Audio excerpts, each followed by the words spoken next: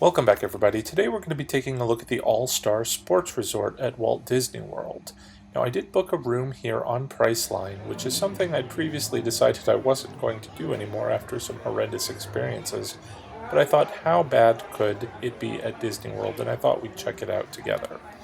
So the check-in experience itself here was pretty good. It took a while. I did check in at almost 11 o'clock at night. So the line kinda was a bit long. But they checked me in very friendly, gave me a magic band, which was a good chunk of the price I paid. If you buy those things separately, I believe they're about $15 or so, and the whole room was only $101, which I believe was the cheapest resort at Walt Disney World.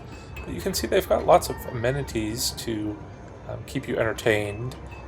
A food court, the play area, the gift shop if you wanted to shop, pool. It's a very nice complex, and if you've been in the All-Star Sports or All-Star Anythings, you know that they are a value resort, but they are very high in theming, so we're going to see that all around the resort. It's pretty impressive. The resort itself is made up of a few different areas, all themed again on sports.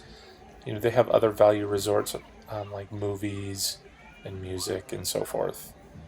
But the room that I got happened to be in the basketball wing.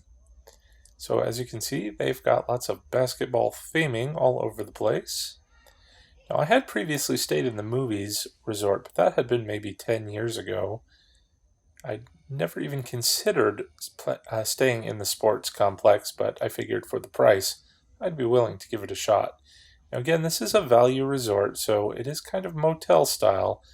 One thing you see is it has the windows right on the, it's not a hallway, but the walkway, because the room opens right out into the courtyard.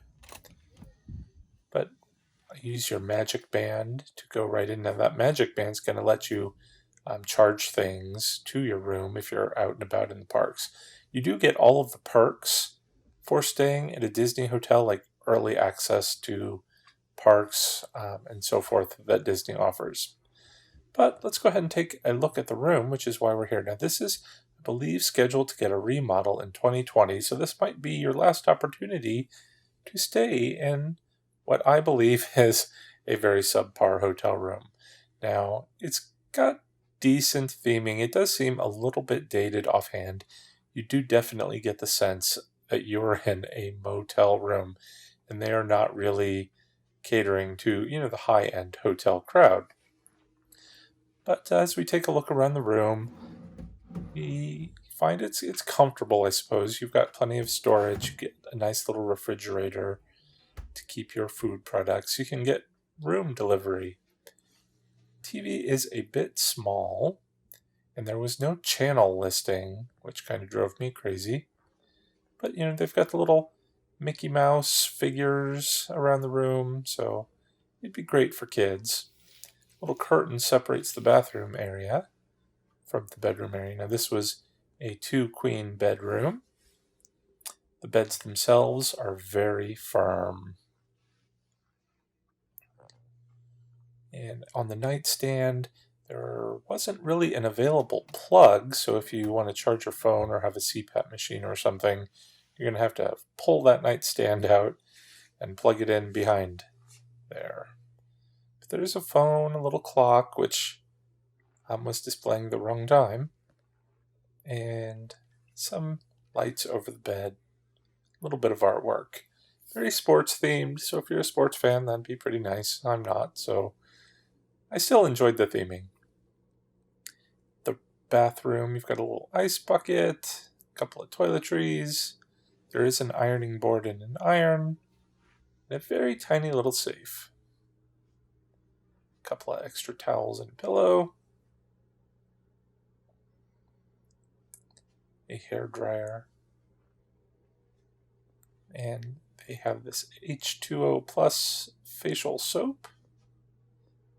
But as we get into the bathroom, you're going to see they don't provide you a bath soap, which is not something I really care to enjoy. But again, this is a Priceline room, so I don't know if I get stuck in a Priceline room, which tends to be one of the worst rooms in the complex, because I was actually quite pleasantly surprised that this room did not seem really all that bad in comparison to some of the Priceline rooms I've seen before. Again, not a fan of the dispensers, the shared dispensers for soaps and shampoos and so forth. But anyway, as I was saying, we had the room right off the courtyard, so it was a nice view. Some of the other views looked right out into the parking lot or some woods. So, again, pretty happy with that. But you have to keep the curtains closed if you don't want people walking past your room looking right into your room to see what you're up to.